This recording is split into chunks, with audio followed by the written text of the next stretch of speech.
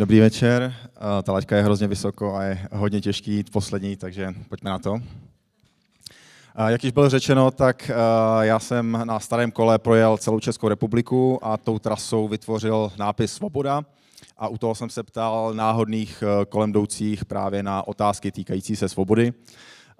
Bylo to zhruba nějakých 3000 kilometrů, podobně jako kolega, taky radostných a taky starostlivých, ale stálo to za to. Jak to probíhalo? Tradičně jsem vyjížděl třeba ve čtvrtek, v pátek ráno z Prahy vlakem na nějaké startovací místo. Tam jsem jel nějaké 2-3 dny po trase konkrétního písmenka, zase v neděli večer zpátky do Prahy a takhle furt dokola celé léto. Ono trávit léto na kole projížděním České republiky může znít jako super představa. A většinou to taky bylo takhle malebný. Tohle si myslím, že by klidně mohl být nějaký jakoby námět pro impresionistický obraz, ale ta krajina během toho roku, během toho jara léta se úplně nádherně proměňuje a stojí za to si to všímat, jak se od rozkvetlých polí se to mění až po posečená pole. Tady na ukázku něco jako porovnejte, najděte 10 rozdílů. Já to mám spíš jakoby ukázku toho, že i v Čechách se najdou obyčejná místa, zdánlivě, která dokážou působit strašně příjemně. Tradiční normální cesta mezi vesnicí a lesem a vpravo bylo Toskánsko.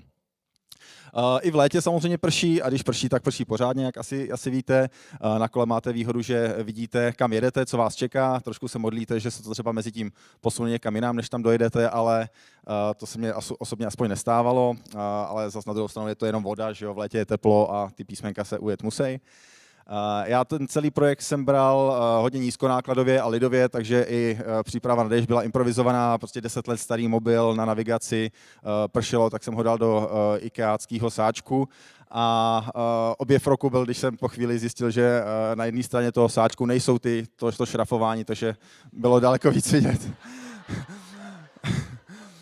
Ubytování bylo klasicky přes Booking, úplně základní, jednoduchý pokoj, co nejlevnější, hlavně postel a sprcha, nic víc v reálu nepotřebujete. Jak vidíte, je starý kolo, 14 let starý kolo, vepředu ještě nějaký 4 nebo 3 převodový kotouče, to už se prej ani nedělá, takže trošku i historie. Tohle je ukázka proviantu, z který jsem každý ráno vyjížděl. Důležité bylo se ráno kouknout, jaký obchody jsou na trase, abyste mohli případně doplnit jídlo a hlavně pití, to bylo důležité, abyste se s tím netahali.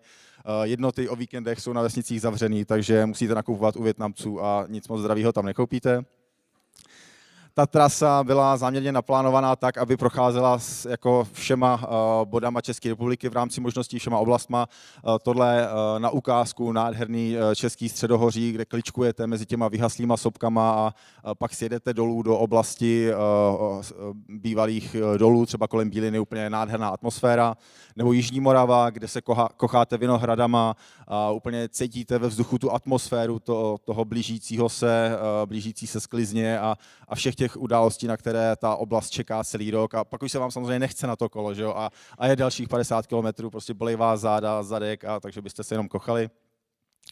Někdy jsou i překážky, většinou se to dá objet více či méně rozumně, dá se i podle map.cz najít, jestli to jde třeba jako projít pěšky aspoň, nebo se to bude muset celý objíždět.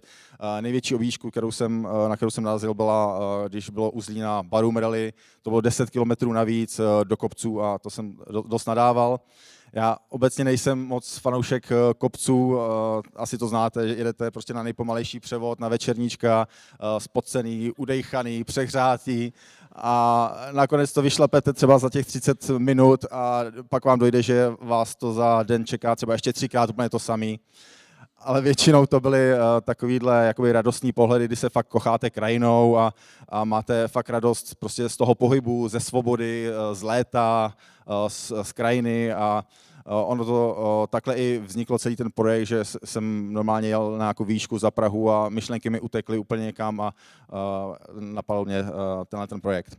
Jak jsem říkal, nepotřebujete skoro nic zásadního, já jsem měl úplně to nejzákladnější oblečení z Decathlonu za pár stovek, starý prošlapaný boty, který teda když ráno nasáknou, když zmoknou, tak pak jsou mokrý celý den. Ale já jsem si svým způsobem ten takový zdravý diskomfort užíval, protože mně přišlo, že mě to zvyšuje ten výkon, takže jsem to asi podvědomě i vyhledával. Tohle to znáte určitě všichni, slunce je super věc, bez který bychom tady nebyli a určitě si pamatujete ty horký letní dny, takže jste celý den na sluníčku, spocený, přeřátý, klasicky mušky všude, štípe vás spocený opalovák a výsledkem je úplně nádherný jako cyklistický opálení a la Polomáčenka. Tohle nevím, jestli znáte, tohle je místní náměstí samozřejmě. Tady jsem se bavil konkrétně o svobodě s jedním kejklířem a s jedním divadelníkem, ale v rámci všech rozhovorů jsem se bavil třeba se studenty, s důchodci, s vojáky, s náboženskými misionáři, s ženami na mateřské, nezaměstnanými a tak dále, obrovské zastoupení lidí. Ty odpovědi na ty otázky jsou zpracovány na webu projektu www.mapasvobody.cz. Tohle je na ukázku odpovědi na otázku, co je první věc, která vás napadne, když se řekne svoboda. Čím větší to slovo, tím častější byla ta odpověď, takzvaný word cloud. Doufám, že to je vidět. Na webu je i takováhle interaktivní mapa s nějakými doplňujícími statistikami, převýšení, vzdálenost, ujetý čas a tak dále. Když najdete myší na kterýkoliv úsek, tak se vám po čase objeví i detailní mapa, takže se můžete kouknout, jestli se třeba nejelo kolem vás nebo nějakého místa, které znáte.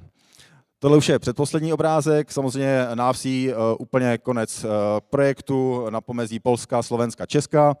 Člověk je samozřejmě nadšený, že se povedlo všechno ujet a je plný těch zážitků, ať už pozitivních nebo negativních. A tady určitě platí, že cesta je cíl a ten zážitek pak trvá celý, věřím tomu, že bude trvat celý život. Ještě doporučuji na webu mapasvobody.cz, je krátké 3minutové video, takový jakoby průlet rychlý celou Českou republikou po té trase, takže jestli si chcete připomenout atmosféru jarních a letních dní a poznávání toho našeho kousku Evropy, tak určitě doporučuju a to je všechno za mě. Moc krát vám děkuju.